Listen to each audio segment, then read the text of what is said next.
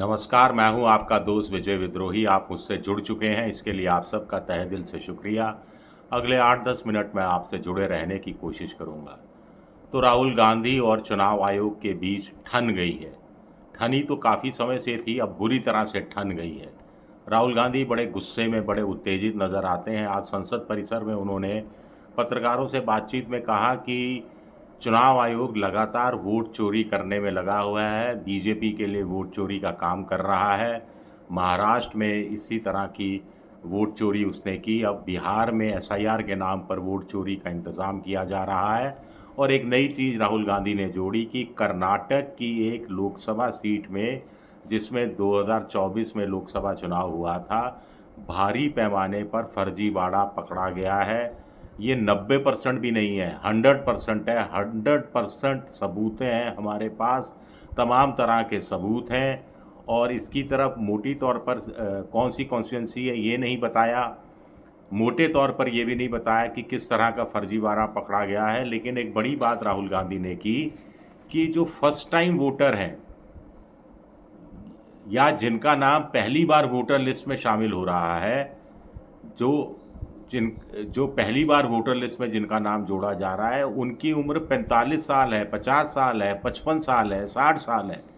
तो राहुल गांधी ने सवाल उठाया कि फर्स्ट टाइम वोटर तो 18 साल के होते हैं, 18 के हो गए, साढ़े 18 के हो गए, 19 के हो गए, साढ़े 19 के हो गए, लेकिन पहली बार मतदाता सूची में ऐसा क्या हो रहा है कि किसी कॉन्स्टिट्यूंसी विशेष में 45 साल के, 50 साल के, 55 साल के मतदाताओं के नामों की एंट्री हो रही है, वो भी बहुत बड़ी संख्या में एंट्री हो रही है। संख्या उन्होंने नहीं बताई।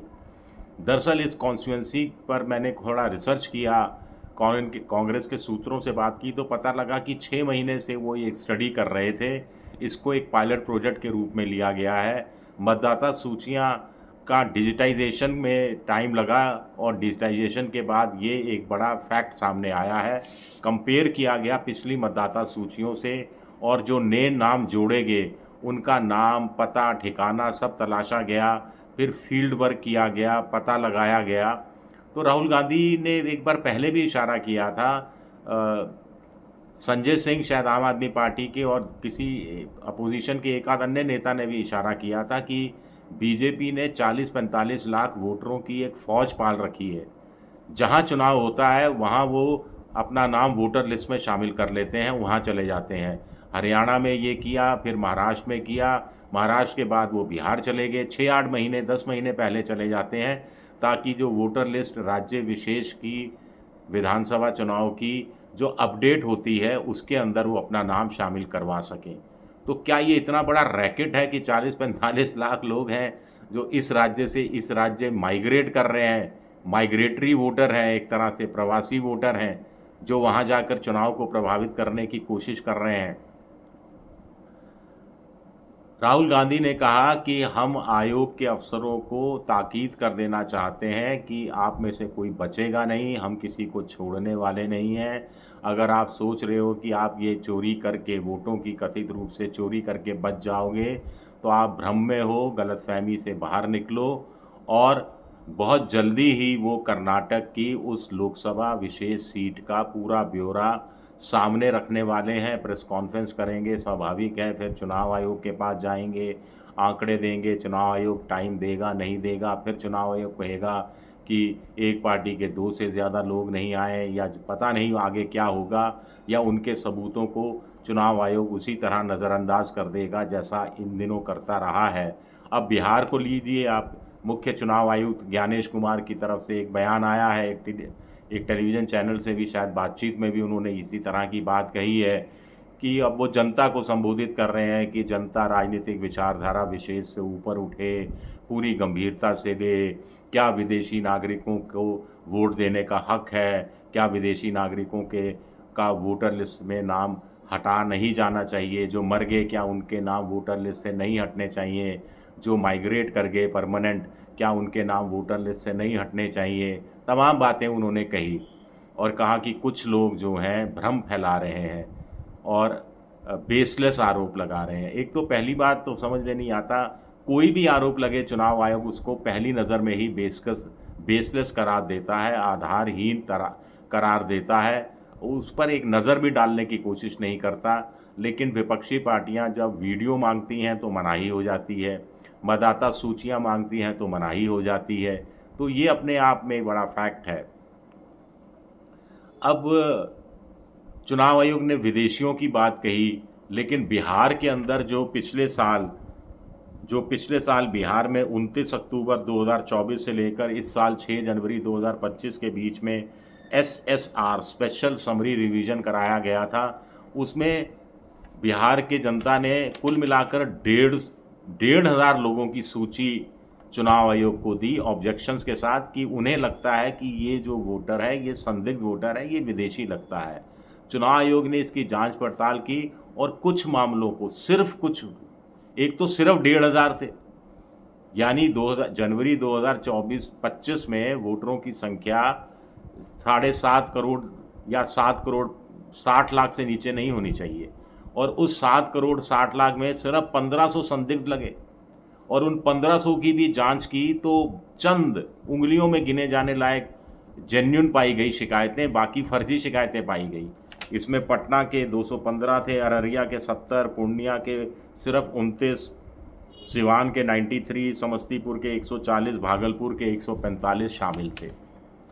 तो इससे पता लगता है कि चुनाव आयोग एक जो एजेंडा जैसा कुछ तय करने की कोशिश कर रहा है। विपक्ष इस तरह का आरोप लगाता रहा है। तेजस्वी यादव ने तो आगे बढ़कर कह दिया कि यही बात रही, यही हालात रहे, बिहार में 70-72 लाख नाम वोटर लिस्ट से काट दिए जाएंगे, ऐसी आशंका जाहिर की जा रही है। हर विधानसभा क्षेत्र से 23,000 नाम काट दिए जाएंगे, ऐसी आशंका जाहिर की जा रही है। इसमें गरीब हैं, दलित हैं, ईबीसी हैं, मुसलमान हैं, अल्पसंख्यक हैं, जो मोटे तौर पर इंडिया गठबंधन का वोटर रहा है।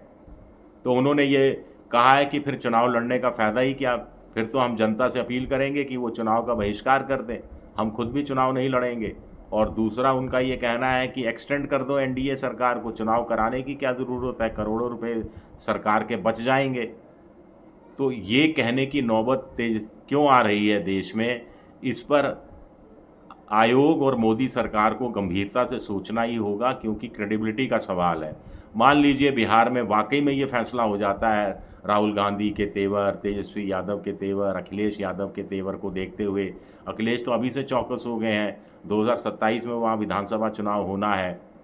अगर मान लीजिए चुनाव का बहिष्कार होता है, पूरी दुनिया में क्या इमेज रह जाएगी चुनाव आयोग की, मोदी सरकार की, भारत के लोकतंत्र को लेकर क्या किस तरह के सवाल नहीं उठेंगे पूरे दुनिया में। ये भी अपने आप में बड़ा सवाल उठता है, इसको भी पूरी गंभीरता से लिए जाने की ज़रूरत है। आज की तारीख में चुनाव आयोग का कहना है कि 7 करोड़ 90 लाख करीब वोटरों में से 7 करोड़ 17 लाख ने फॉर्म जमा करा दिए हैं।